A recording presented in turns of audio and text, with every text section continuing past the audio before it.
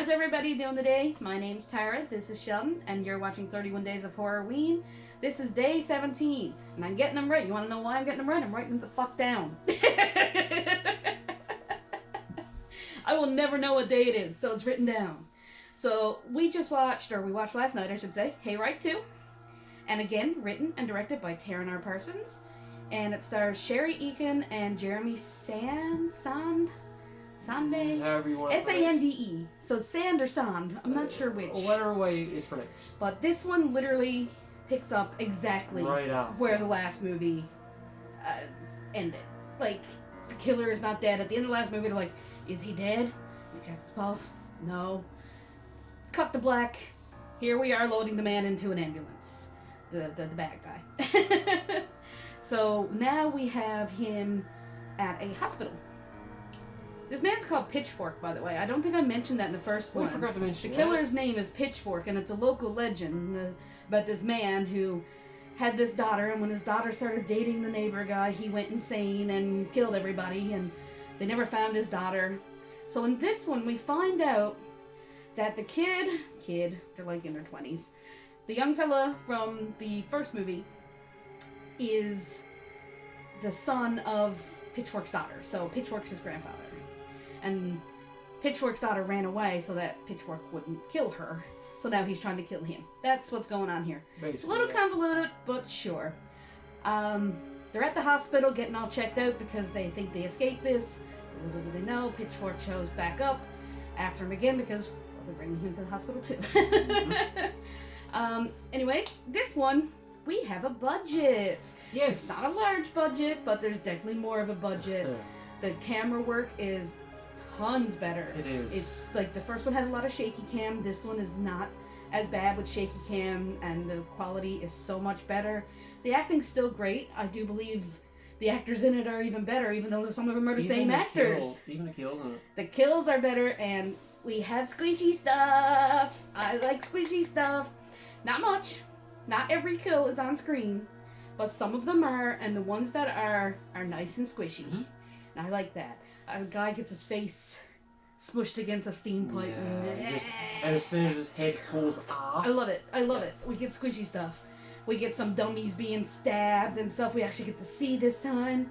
And we get Morgan back in flashbacks, which is fun. We get to see him in flashbacks, and his commercial for his Hayride was really fun too. Yeah. Morgan played by... I forget his name. Richard... No. I forget. I just said it like 10 seconds ago on the other video. Yeah. He was the bad guy in Kindergarten Cop. Yes. His name in Kindergarten Cop was Crisp. Which is... what a name. Crisp. Alright. That's the only thing I know. Richard Tyson? Richard Tyson? Is that what I said his name was? I'm not sure. Anyway, this came out 3 years after, because the first one was 2012. Yeah. This was 2015. I have the same complaints about this one that I do about the first one, though. Well, not as much. It can be tightened up. Like I say, this could have been one movie. These two movies could have been condensed down. Yeah. You take out the stuff with the SWAT team and all that stuff. It's unnecessary. You have your two, like, buddy cops that are kind of a comic relief. They're actually really great together. They're really funny with each other and trying to find this killer. You don't need the SWAT team guys. You really don't. I think that was really unnecessary. All you needed was two cops. Yeah, like, we get that the cops are out there trying to find him. We don't need to watch the SWAT team. It just adds too much padding to the movie and it draws it out. And you feel it. Yeah, exactly. You do feel it being drawn out. There's also some weird subplot with KKK. Yeah, I couldn't get...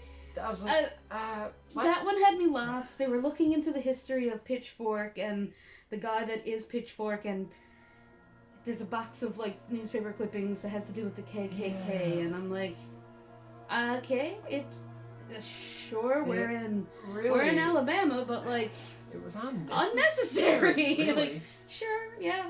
But racist old man is racist old man, but that has nothing to do with why he's killing people. He's killing people because he's like this crazy man who's like didn't want his daughter to grow up, and when she became a pretty well young lady, she started dating, and he went crazy and killed a bunch of people trying to kill her, and yeah, it's that kind of a thing. They tried to bring like a racial thing into it that really went nowhere. That part kind of confused me. When you mentioned it, it confused me too. Yeah.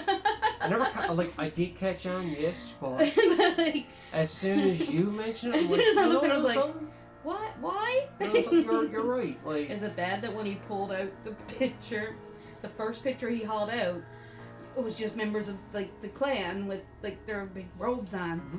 But where movie is about a hayride hunt, mm-hmm. I thought they were taking out pictures of that, and it was sheep ghosts. That's legitimately what I thought, is that, oh, he's looking at pictures of the hunt. Maybe this man was obsessed with this hunt the whole time. But then again, that was like back in the 60s, and this man wasn't even alive back then. No, so...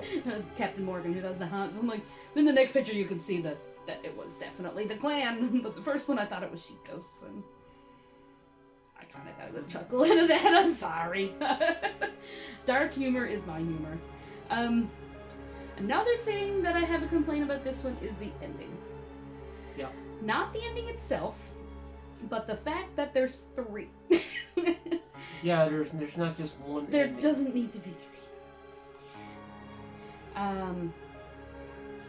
What ends up happening is they end up back at the house that the man lived in, because he kidnaps the girl from the first one, mm-hmm. which I'm assuming I don't know why he keeps kidnapping her when it's her boyfriend that's related to him. Yeah. I'm not sure what that's about, but he keeps maybe he thinks she reminds him of his daughter. And it's a possibility, it could be. Maybe. Like... I don't know, but he keeps kidnapping her and not killing her. And it's odd. But now we have a rescue mission, so we're gonna chase this guy down. We end up back in his house. The SWAT team searches this damn house 3 times. Nobody ever thinks to look for a basement. Even though they walk over a door latch on the floor. Like, you can clearly see it. There's a basement. There's a little block. Like, it's there. It's a basement door. But nope. They have to like escape themselves. They end up burning the house down with the man inside. Obviously, it's supposed to be ambiguous whether he's dead or not. This is where it should have ended. They're walking away from the house is on fire. That was a great ending. That's where it should have ended off too. I totally agree. Then we cut to the cops that have survived. The two main cops have survived, and they're investigating the scene and talking about it.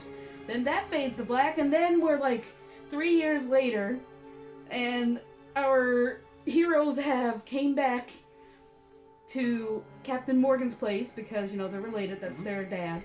And for like a summer home, they have a kid now, a little girl, and she goes out and sees like a sackhead killer in the woods. Yeah. Like, we don't need that. We get it. We get it. They want to Michael Myers this guy. They want him to be like coming back. And I do believe there's a third one of this. I think so. You were mentioning it last night. Because I saw when I was looking up Hayride and Hayride 2, as you do, there was Hayride Vengeance. And I don't know what that's about, so I might look into that, because I'm interested, because these guys really do have a lot of talent. Yeah. They just don't have the budget. It's a great director, great actors. The screenwriting could use a little going over. If this had been passed through like somebody else to say, hey, you don't need this, this would be, make it tighter, faster. Cut these parts and you'll be fine. It'll make the movie more interesting, make it flow better. This will be an awesome slasher. This is really good. Yeah, that's Hayride 2. I don't know if it's up everybody's alley, but it's definitely our kind of movie. It's definitely my kind of movie. This is the kind of stuff. I don't even know if you can see behind me, but I like low budget movies a lot. We both do. We really do. So our next one, I do believe, is going to be another anthology. 1031. 1031. The way this landed, and because of the craft fair and everything, the anthology movies didn't get spread out as much as I had hoped. Yeah. So it's going to be like 1031, and then there's another movie that I don't exactly know which one we're doing. I I know what one I have listed, but I don't know if that's the one I'm going to be doing. And then, like, there's going to be, like, 2 or 3 anthologies right in a row. Or, like, 3 or 4. Like, they just happen to get mushed together. But that's cool. It's just the way it worked out. So we will see you tomorrow, which should be our last day of catch-up. So tomorrow should be the last day. Yeah. Should. Hopefully be the last. Maybe Friday might be the last day for 2 videos. I'm not 100% sure. We will figure it. We will figure it out. I think tomorrow's the last day that it'll have to be 2 videos.